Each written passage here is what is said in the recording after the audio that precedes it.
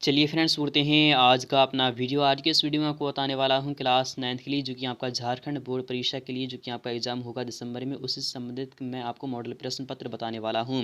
अगर आप class 9th के हैं तो दे रहे हैं अगर आप एग्जाम, तो फ्रेंड्स इस वीडियो को एक बार ज़रूर देख लेना, क्योंकि काफ़ी ही महत्वपूर्ण क्वेश्चन होते हैं मॉडल पेपर से, यानी कि मॉडल प्रश्न पत्र से ही काफ़ी क्वेश्चन पूछ जा सकते हैं आप एग्जाम में।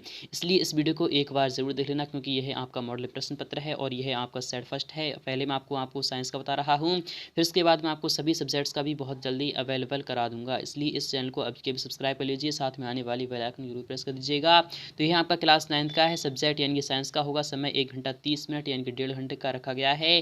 पूर्णांक यानी कि 40 मार्क्स का आपका क्वेश्चन पेपर होने वाला है। तो सभी प्रश्नों के उत्तर अनिवार्य होंगे। इनके ऑल क्वेश्चन आर कंपलसरी। कुल आपके सामने 40 प्रश्न दिए जाएंगे, जिसमें कि प्रत्येक प्रश्न के लिए आपको 1 अंक मिल जाएगा, जिसमें कि प्रत्येक प्रश्न के 4 विकल्प दिए जाएंगे, अर्थात आपके सामने सभी MCQS दिए जाएंगे, क्योंकि ऑल क्वेश्चन आपके MCQS होने वाले हैं।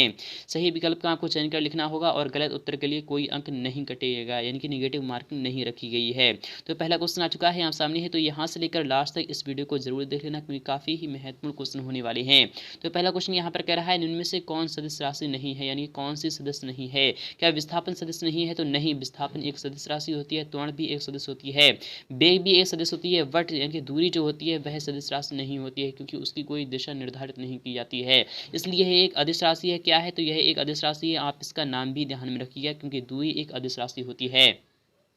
नेक्स्ट की अगर बात करें, यहाँ पर कह रहा है वेग परिवर्तन की दर को क्या कहते हैं। तो वेग में परिवर्तन की दर को हम त्वरण कहते हैं। क्या कहते हैं? वेग में परिवर्तन को, अर्थात आपका v minus you upon T को हम क्या कहते हैं? तो त्वरण कहते हैं। क्या कहते हैं? तो त्वरण कहते हैं। इसलिए आपका विकल्प यहाँ पर बी वाला सही हो जाएगा। नेक्स्ट की अगर बात करें, यहाँ पर कह रहा है चाल और वेग का मात्रक क्या होता है। तो चाल और वेग का जो मात्रक होता है वह होता है मीटर प्रति सेकंड, क्योंकि चाल बराबर क्या होता है? चाल बराबर होता है आपका दूरी बटा क्या होता है? दूरी बटा समय होता है। क्या होता है? दूरी बटा समय होता है। दूरी बटा समय को, यानी दूरी का जो मात्रक होता है वह मीटर होता है और प्रति आपका सेकंड हो जाता है। इस टाइप से आपका आंसर आ जाएगा। नेक्स्ट की अगर बात करें, यहाँ पर कह रहा है ओडोमीटर नापता है। तो ओडोमीटर जो वह है वह चाल नापता है। नेक्स्ट की अगर बात करें, 20 मीटर प्रति सेकंड का किलोमीटर प्रति घंटा में मान क्या होगा। तो 20 मीटर प्रति सेकंड है, तो उसका जो मान होगा जब वह किलोमीटर प्रति घंटा में क्या हो जाएगा। तो किलोमीटर प्रति घंटा को हम क्या करते हैं कि कितने से भाग कर देते हैं। तो आपको पता होगा कि यानी कि 5/18 कर देते हैं। किसने कर देते हैं? तो 5/18। 5 मीटर यानी कि 5/18 होता है, यानी कि 5/18 होता है, फिर 18/5 होता है। तो आप यहाँ पर देख लीजिएगा 18/5 होता है। क्या होता है? 18/5 होता है। तो आप यहाँ 5 चौक 20 हो जाएगा, तो आपका 18 चौक कितनी हो जाती है? 18 चौक 72 किलोमीटर प्रति घंटा, यानी कि ऑप्शन नंबर आपका बी वाला यहाँ पर राइट हो जाएगा। नेक्स्ट की अगर बात करें, यहाँ पर कह रहा है एक कार की चाल जो है वह 15 मीटर की दूरी करने में 18 किलोमीटर प्रति घंटा से 36 किलोमीटर प्रति घंटा हो जाती है। तो कार का त्वरण क्या होगा? यहाँ पर कह रहा है कार की जो चाल है 15 मीटर की दूरी पर, यानी कि एस बराबर जो आपके सामने दी जा रही है वह 15 मीटर है। 15 मीटर की दूरी तय करने में 18 किलोमीटर प्रति घंटा से 36 किलोमीटर प्रति घंटा हो जाती है, यानी कि 18 किलोमीटर प्रति घंटा से 36 किलोमीटर प्रति घंटा हो जाती है। तो कार का जो है वह त्वरण कितना होगा।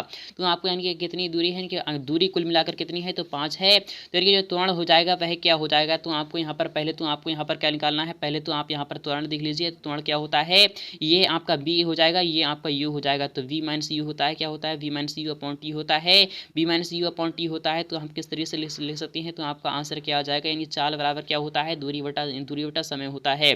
तो दूरी आपकी यानी कि कितनी आपके सामने दी जा रही है? तो 15 मीटर है। दूरी बटा समय होता है। तो दूरी बटा समय यानी कि किस टाइप से लिख सकते हैं? तो दूरी आपके सामने 15 है और यहाँ पर समय आप यहाँ पर लिखा लीजिएगा। इस टाइप से आप यहाँ पर लिखा लीजिएगा। फिलहाल के जो आपका आंसर आ जाएगा मुकम्मल वह किस टाइप से आ जाएगा, तो आप यहाँ पर देख सकते हैं। यहाँ पर आंसर जो हो जाएगा वह आपको कमेंट सेक्शन में लिखना होगा। नेक्स्ट की अगर बात करें, यहाँ पर कह रहा है बल का ऐसे मात्रक क्या होता है। तो बल का ऐसे मात्रक जो होता है वह न्यूटन होता है और इसे हम डायन भी कहते हैं। डायन एक इसमें संबंध भी आपको ध्यान में रखना है। नेक्स्ट की अगर बात करें, एक न्यूटन किसके बराबर होता है। तो एक न्यूटन किसके बराबर होता है, तो आपको यहाँ पर बताते चलूँ। एक न्यूटन बराबर जो होता है एक एफ एम ए, यानी कि F equal to M A के बराबर होता है 1 किलोग्राम, यानी कि 1 किलोग्राम यानी कि आपके होता है 1 किलोग्राम मीटर प्रति सेकंड स्क्वायर, यानी कि 1 किलोग्राम मीटर प्रति सेकंड स्क्वायर के बराबर होता है, यानी कि ऑप्शन नंबर आपका पहला वाला ही राइट हो जाएगा।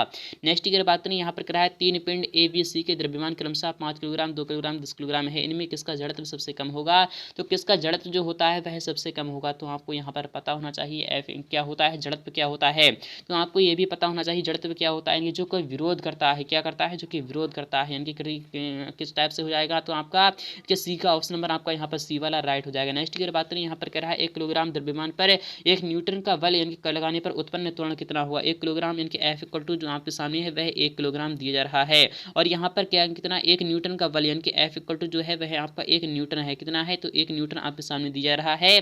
तो एफ इक्वल टू हमने पढ़ा है, एफ इक्वल टू होता है एम ए होता है, तो 1 न्यूटन है एफ इक्वल टू, और आपका यानी कि एम भी 1 है, तो आपका ए का मान क्या आएगा, तो ए का मान भी आपका 1 मीटर प्रति सेकंड स्क्वायर आ जाएगा। क्या आ जाएगा, 1 मीटर प्रति सेकंड स्क्वायर आ जाएगा, यानी कि ऑप्शन नंबर आपका क्या आ जाएगा, ऑप्शन नंबर आपका डी वाला यहाँ पर राइट हो जाएगा। नेक्स्ट की बात नहीं, यहाँ पर कह रहा है न्यूटन के गति के पहले नियम से मिलता है। तो न्यूटन की गति से जो पहले के नियम का जो मिलता है वह जड़त्व की परिभाषा मिलती है, यानी कि कोई भी वस्तु जो होती है जब वह विराम अवस्था में है तो विराम अवस्था में ही रहेगी, और यह वह गति कर रही है तो वह गति ही करती रहेगी, वह जड़त्व का नियम कहलाता है, जब तक कि उस पर बाह्य बल कार्य न करे। इस टाइप से यहाँ पर ध्यान में रखिएगा। नेक्स्ट की बात करें, यहाँ पर कह रहा है न्यूटन के गति के कौन से नियम से बल मापने का सूत्र मिलता है। तो बल मापने का यानी कि F equal to M A हमें किस मिलता है, तो हम जानते हैं यानी कि द्रव्यमान गुणा त्वरण को हम क्या कहते हैं, यानी कि क्या कहते हैं, तो हम कहते हैं यानी कि बल कहते हैं, यानी दूसरे नियम से मिलता है, यानी दूसरे नियम से मिलता है, अर्थात ऑप्शन नंबर आपका बी वाला यहाँ पर राइट हो जाएगा। क्योंकि जो बल होता है वह यानी कि प्रोपोर्शनल टू होता है, अर्थात क्या होता है, अनुक्रमानुपाती होता है उस यानी कि पिंड के द्रव्यमान के,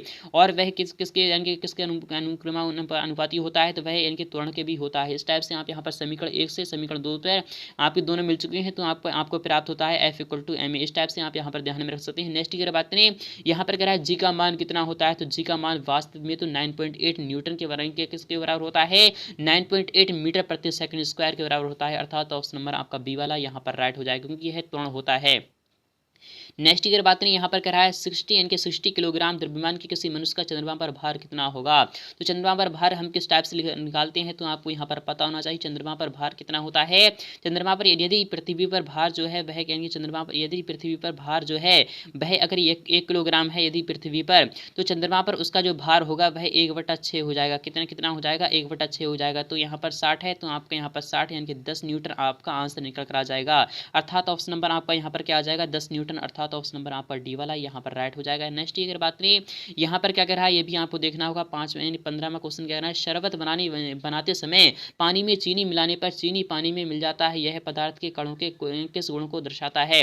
पदार्थ के कणों के बीच रिक्त स्थान होता है, पदार्थ गतिशील होते हैं, पदार्थ चिकने एक दूसरे को आकर्षित करते हैं, या फिर उपरोक्त सभी। तो आपका यहाँ पर आंसर किस टाइप से आ जाएगा, पदार्थ का रिक्त स्थान भी होता है और आकर्षित भी कर सकते हैं, ऑप्शन नंबर आपका डी वाला यहाँ पर राइट हो जाएगा। नेक्स्ट की बात करें, यहाँ पर कह रहा है निम्नलिखित में से कौन सा पदार्थ है जो यानी पदार्थ का उदाहरण है, क्या विचार है, शीत है, यानी कि शीतल पेय है, या फिर स्नेह है।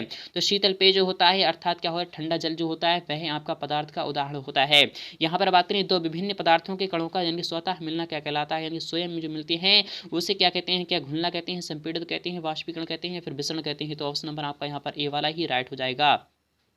क्वेश्चन 18 की अगर बात करें, यहाँ पर कह रहा है किसी तत्व की द्रव्यमान प्रति इकाई आयतन को क्या कहते हैं, किसी तत्व की द्रव्यमान प्रति इकाई यानी कि द्रव्यमान यानी कि एम इकाई आयतन अर्थात क्या होता है, आयतन को हम क्या कहते हैं, तो आयतन को हम कहते हैं कि लीटर का क्यूब कहते हैं, क्या कहते हैं, मीटर आपका क्या होता है हो जाएगा, तो मीटर इनके लीटर का क्यूब कहते हैं, तो उससे हम क्या कहते हैं, तो आपका आंसर क्या आ जाएगा, घनत्व कहते हैं, या फिर हम क्या कहते हैं, तरलता कहते हैं, दृढ़ता कहते हैं, या फिर द्रव्यमान कहते हैं, तो उससे हम क्या कहते हैं, घनत्व कहते हैं। क्या किसे कहते हैं, तो घनत्व कहते हैं, क्योंकि डेंसिटी जो होता है वह क्या होता है, तो इनके द्रव्यमान प्रति अर्थात क्या होता है, तो m/b होता है, क्या होता है, m/b होता है, क्योंकि डेंसिटी होती है अर्थात घनत्व जो होता है वह क्या होता है, द्रव्यमान बटे आयतन कहते हैं, अर्थात ऑप्शन नंबर आपका पहला वाला ही राइट हो जाएगा। नेक्स्ट की बात करें, यहाँ पर कह रहा है 2 ग्राम हाइड्रोजन 16 ग्राम ऑक्सीजन से मिलकर 18 ग्राम जल का निर्माण करता है, यह नियम किसको प्रदर्शित करता है, द्रव्यमान संरक्षण का नियम, स्थिर अनुपात का नियम, या फिर डाल्टन का यानी सिद्धांत नियम, या फिर आवोगाद्रो का नियम। तो यह स्थिर अनुपात का नियम को यानी प्रदर्शित करता है, यानी कि आपका ऑप्शन नंबर आपका बी वाला यहाँ पर राइट हो जाएगा। जल में हाइड्रोजन एवं ऑक्सीजन की द्रव्यमान का अनुपात सदैव 1:8 होता है, यह किस नियम को दर्शाता है, द्रव्यमान संरक्षण का, स्थिर अनुपात का, या फिर डाल्टन का परमाणु सिद्धांत, या फिर निश्चित अनुपात का नियम। तो निश्चित अनुपात को नियम को इसे दर्शाता है। नेक्स्ट की अगर बात करें, यहाँ पर कह रहा है परमाणु त्रिज्या को किस मात्रक में मापते हैं, तो परमाणु त्रिज्या को हम किस में मापते हैं, मीटर में, सेंटीमीटर में, पिकोमीटर में, या फिर नैनोमीटर में। तो परमाणु त्रिज्या को हम नैनोमीटर में मापते हैं, किस में मापते हैं, नैनोमीटर, अर्थात ऑप्शन नंबर पहला वाला आपका राइट हो जाएगा। यहाँ पर बात करें क्वेश्चन 22 के परमाणु द्रव्यमान को किस इकाई में मापते हैं, तो परमाणु द्रव्यमान को हम किस इकाई में मापते हैं, तो आपको यहाँ पर पता होना चाहिए परमाणु द्रव्यमान को हम यानी कि किस इकाई में मापते हैं। तो किस में मापते हैं कि मास में मापते हैं, अर्थात किस में मापते हैं तो आपका न्यूटन में आपको किस टाइप से आना चाहिए। तो आपका आंसर यानी कि परमाणु द्रव्यमान को हम यानी कि किस में मापते हैं तो मास में मापते हैं, अर्थात आपका ऑप्शन नंबर आपका यहाँ पर आ जाएगा। यानी कि आपका पी वाला यानी कि पीएमबी भी ना हो सकते हैं फिलहाल, कि आपको इसका जवाब कमेंट सेक्शन में लिखना होगा। तो काफ़ी बहुत जल्द आपको इसका जवाब मिल जाएगा। यहाँ पर कह रहा है किसी पदार्थ का सूक्ष्मतम कण जो स्वतंत्र रूप से रह सकता है क्या कहलाता है। तो यानी कि स्वतंत्र रूप से जो रह सकता है उससे हम क्या कहते हैं, परमाणु कहते हैं। परमाणु द्रव्यमान इकाई कहते हैं, अणु कहते हैं, आयन कहते हैं। तो यानी जो स्वतंत्र रूप से यानी कि रह सकता है उससे हम क्या क्या कहते हैं, तो आपको यानी कि स्वतंत्र रूप से रहने वाले को हम क्या कहते हैं, तो परमाणु कहते हैं। ऑप्शन नंबर अगर यहाँ पर बात करें क्वेश्चन 24 की, जल की परमाणु संख्या यानी कि परमाणुता कितनी है। तो जल की परमाणुता कितनी होती है तो आपको यहाँ पर पता होना चाहिए। जल की जो परमाणुता होती है वह कितनी होती है, तो वह आपकी यहाँ पर 2 होती है। नेक्स्ट अगर बात करें यहाँ पर कह रहा है निम्नलिखित में से कौन यानी किसमें यौगिक परमाणु यानी कि 5 है। तो आपको यहाँ पर पता होना चाहिए यानी कि CO2 जो होता है, CO2 क्या होता है, CO2 आपको यहाँ पर पता होना चाहिए। CO2 तो कोई भी नहीं होता है। जल क्या होता है, अमोनियम कैल्शियम कार्बोनेट जो होता है, कैल्शियम कार्बोनेट जो होता है इसमें आपको क्या कितनी मिल जाती है, तो 2 इसकी होती है और यहाँ पर 3 होती है। इस टाइप से आप यहाँ पर कैल्शियम कार्बोनेट यानी कि सी वाला ऑप्शन आपका राइट हो जाएगा। नेक्स्ट की बात करें कैल्शियम हाइड्रोक्साइड का सूत्र क्या होता है। तो कैल्शियम हाइड्रोक्साइड का जो सूत्र होता है वह होता है आपका CaOH का होल ट्वाइस होता है। नेक्स्ट की बात करें यहाँ पर कह रहा है नाइट्रिक अम्ल का आणविक द्रव्यमान ज्ञात करना है आपको। नाइट्रिक अम्ल क्या होता है, HNO3 होता है। HNO3 होता है। आणविक द्रव्यमान किस टाइप से लिख सकते हैं, इसका 1 होता है और इसका कितना होता है तो आपको यहाँ पर पता होना चाहिए। एन के आपका कितना होता है, इनके एन का कितना होता है तो आपका एन का होता है 14 होता है। कितना होता है तो 14 होता है। और यहाँ पर साथ ही साथ आपको यहाँ पर ध्यान रखना है इनके ऑक्सीजन का कितना होता है। तो ऑक्सीजन का आपको यहाँ पर 16 3 48 कितना होता है तो 16 होता है। 16 3 48 16 3 48 जो हो चुके हैं 48 और यहाँ पर 15 को ऐड कर दीजिए। 48 और 15 को ऐड करने पर आपको क्या मिलता है तो 15 8 5 13 के 3 हासिल 1 और यहाँ पर आपको यहाँ पर मिल चुका है यानी 5 1 6 अर्थात आपका 63 यानी कि ऑप्शन नंबर आपका यहाँ पर आ जाएगा। ए वाला ही ऑप्शन राइट हो जाएगा। नेक्स्ट अगर बात करें यहाँ पर कह रहा है कोशिका की खोज किसने की थी। तो कोशिका की जो खोज की थी वह रॉबर्ट हुक के द्वारा की गई थी, सन 1665 में की गई थी। नेक्स्ट अगर बात करें यहाँ पर कह रहा है निम्नलिखित में से कौन एक जीव कोशिकीय है। तो एक जीव कोशिकीय कौन है, क्या पैरामीशियम है या फिर कवक है या फिर आम है या फिर अंडाणु है। तो आपको पता होगा पैरामीशियम और अमीबा एक कोशिकीय जीव होती हैं, यानी कि ऑप्शन नंबर आपका पहला वाला राइट हो जाएगा। यहाँ पर कह रहा है पादप कोशिका की सबसे बाहरी परत क्या है। तो पादप कोशिका की जो सबसे बाहरी परत होती है क्या प्लाज्मा झिल्ली होती है, कोशिका भित्ति होती है, केंद्रक होती है, कोशिका द्रव्य होती है। तो आपको इसका जवाब कमेंट सेक्शन में लिखना होगा। तो काफी महत्वपूर्ण क्वेश्चन रखा गया है। कोशिका भित्ति बनी होती है तो कोशिका भित्ति सेलुलोज की बनी होती है। नेक्स्ट ईयर बात करें कोशिका झिल्ली का कोशिका के बाहर से अपने भोजन का अन्य पदार्थ के ग्रहण करने की प्रक्रिया क्या कहलाती है। तो आपको ये भी इसका जवाब भी कमेंट सेक्शन में लिखना होगा। तो काफी महत्वपूर्ण क्वेश्चन पेपर रखा गया है। नेक्स्ट ईयर बात करें कोशिका में आनुवांशिक गुणों की सूचना कहाँ होती है। तो कोशिका में आनुवांशिक गुणों की जो सूचना होती है वह कहाँ पर होती है, क्या गुणसूत्र में होती है, राइबोसोम में होती है, कोशिका द्रव्य में या फिर माइटोकॉन्ड्रिया में। तो ऑप्शन नंबर आपका यहाँ पर सी वाला राइट हो जाना चाहिए। नेक्स्ट ईयर बात करें लाइसोसोम कौन है, नहीं कौन बनाता है। तो लाइसोसोम कौन बनाता है तो आपको यहाँ पर पता होना चाहिए। काफी महत्वपूर्ण क्वेश्चन रखा गया है। नेक्स्ट ईयर बात करें किसी विशेष कार्य को करने के लिए कोशिका एक विशेष समूह बनाती है, इस समूह को क्या कहते हैं। तो आपको ये पता होना चाहिए। काफी महत्वपूर्ण है, यानी कि इस कोशिका यानी ऊतक कहते हैं। नेक्स्ट ईयर बात करें तना के शीर्ष यानी कि स्थ भागों में कौन सा ऊतक पाया जाता है। तो आपको ये भी पता होना चाहिए कि विभज्य ऊतक पाया जाता है या फिर क्या पाया जाता है। आपको इसका कमेंट सेक्शन में लिखना होगा।